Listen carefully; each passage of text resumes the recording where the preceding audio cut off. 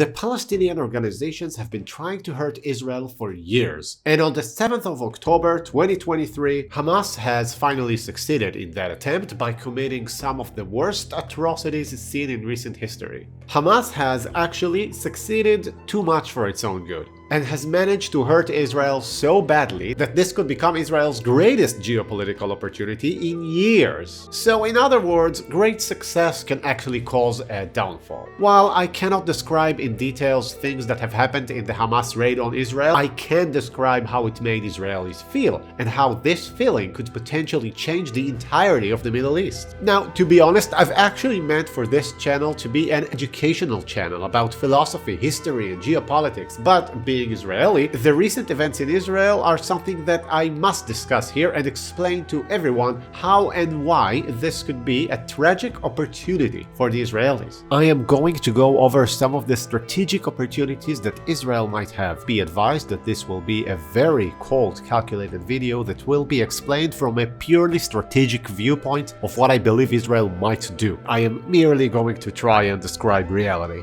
The general opinion in Israel after the raid is that a miniature Holocaust-like event has occurred on Israeli soil. It's hard for anyone even slightly versed in history not to think about the German killing groups on the Eastern Front of the Second World War, or about some of the events perpetrated by the Japanese in Nanjing. Almost everyone in Israel knows someone who has been affected by this. And many people in Israel have also become convinced by the events that Hamas and its supporters are equivalent to the perpetrators of the Holocaust in that they would repeat it if they could. For this reason, many in Israel now believe that they should be treated as such. Many now feel that this is an existential threat. Not only that, but many think that this is the lesson that needs to be taught to Israel's other enemies as well, so that they know what happens to those who harm it in such a gruesome manner. For almost a year now, the Israeli public has been divided over major legislation, judicial reforms that have been proposed by the current administration.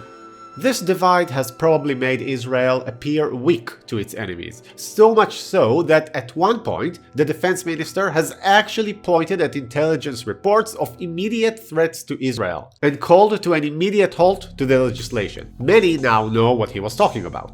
Immediately following the attacks, there has initially been a lot of rage over why this happened and how the army could be surprised in such a manner, but the Israeli public generally agrees to put any differences aside for now, and they are ready to make painful sacrifices needed to succeed in a difficult war. This is something new. Israel was not this united and ready for a total, difficult, and prolonged war for about 50 years. This has only become possible due to the unbelievable initial success of Hamas's atrocities.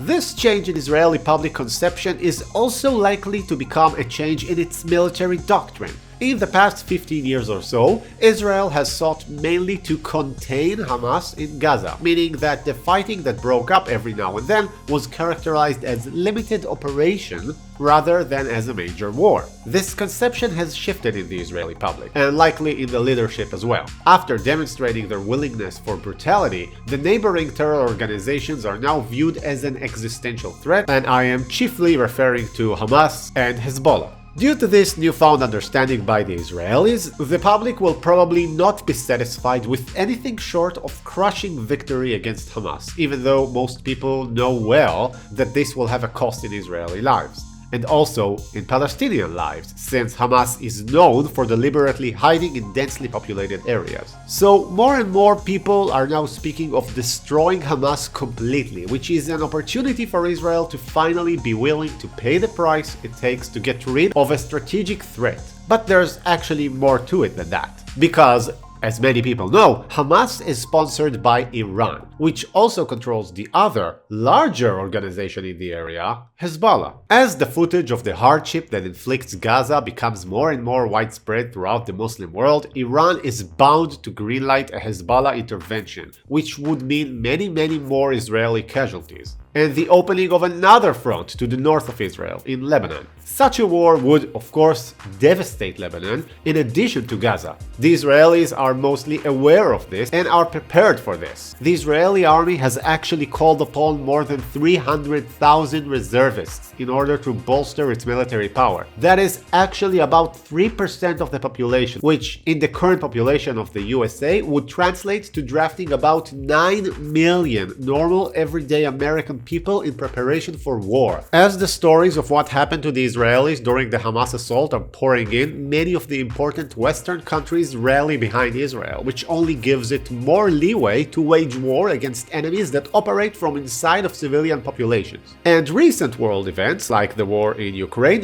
make the difference between the two opposing camps as stark as ever. On one hand, Israel, that is traditionally allied with the Western liberal democracies, and on the other hand, the terror organizations that are sponsored by Iran, which in turn belongs to the axis that opposes the Western world order and is led chiefly by Russia and China. Also, October is actually a great time for war in the Middle East. It is not too hot and not too cold, not too rainy, but not so dry that it is difficult to be outdoors for long. This could actually work in Israel's favor if it decides to recapture the Gaza Strip, or maybe even to hurt Hezbollah badly. This even works in favor of the potentially fleeing Palestinians, which we will get to. Now, this whole weather thing may seem like nitpicking, but anyone who knows a bit of history knows that it really isn't. So all of these things add up to how Israel could potentially, and finally, have the domestic and international support needed to solve its Hamas and Gaza problem once and for all. This could potentially be the last Gaza war in a long time. Israel might also decide to turn its attention towards Hezbollah in the north, and if that happens, Iran, which is Israel's main enemy, that has repeatedly and openly called for its destruction, would be dealt a major strategic blow, and its stronger leverage against Israel would be defeated. And of course, not many in the West would cry over Iran's defeat. Israel would then be free to act against Iran without feeling the sword of Hamas and Hezbollah constantly at its neck. But now it's time to talk about another very important aspect of all this, the Arab population. Now, for the sake of this discussion, I will explain what primary groups of Arabs there are here and what can be expected to happen with each. First, there are the Israeli Arabs, some of whom are functioning members of Israeli society and have full equal rights in Israel. Some of whom define themselves as Palestinians first and are hostile toward Israel, even though they hold an Israeli citizenship.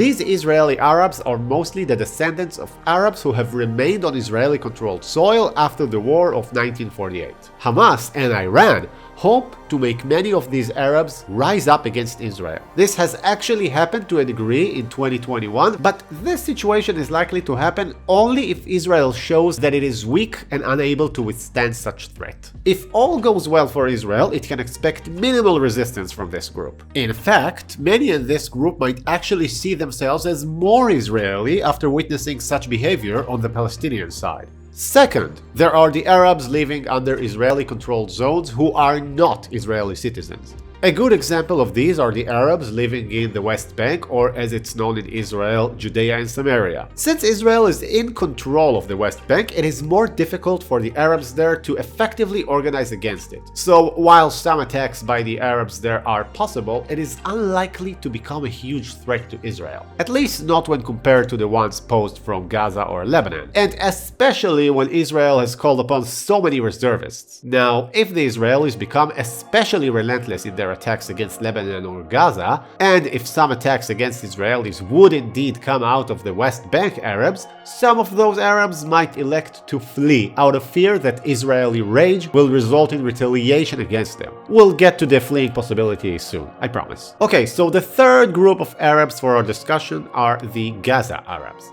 With its bolstered willingness to sacrifice and retaliate, Israel might attempt to recapture the entirety of the Gaza Strip. But the Strip would be difficult to control in the long run, since there are about 2 million Arabs living there. These Arabs are hostile towards Israel, and I suspect that the Israelis would attempt to make at least some of these Arabs flee, which would make the place more manageable for Israel in the future. It is strategically beneficial for Israel to reduce the amount of hostile Gazans in the area, which unfortunately means that it is probably strategically good for Israel if many Arabs flee the area. This will also help drive down the number of Palestinian civilians killed as the fighting goes on, which would also be beneficial to Israel as they would attempt to keep international support for their war and adhere to international law as much as they can. The Arabs that are likely to flee from Gaza would find themselves in Egypt, which would have to open its borders in face of such human catastrophe. The less likely but still possible scenario of the Arabs fleeing from the West Bank would result in Arabs fleeing into Jordan. Both of these countries have peace treaties with Israel, but none of them are great fans of what Israel would be doing, so this war is bound to strain relations between Israel and these two neighbors. A war in the north could also create many Lebanese or even Syrians fleeing their country, but those two countries are already enemies of Israel, so that is no huge problem as far as Israel is concerned strategically. Now, there is actually a fourth important group of Arabs here, the Saudis, who have been having peace talks with Israel. As the information of Palestinian suffering reaches the Saudis, their public opinion would turn against Israel. But here, too, there could be strategic opportunity for the Israelis. If the Saudi public could be convinced that Hamas, with its actions, is responsible for these Israeli retaliations, the Saudis might even hold Iran to be accountable and deepen its already existing animosity with it. In this case, it would become easier for the Saudis to partner up with Israel and present a united front against Iran. One more thing that must be addressed is the hostage situation.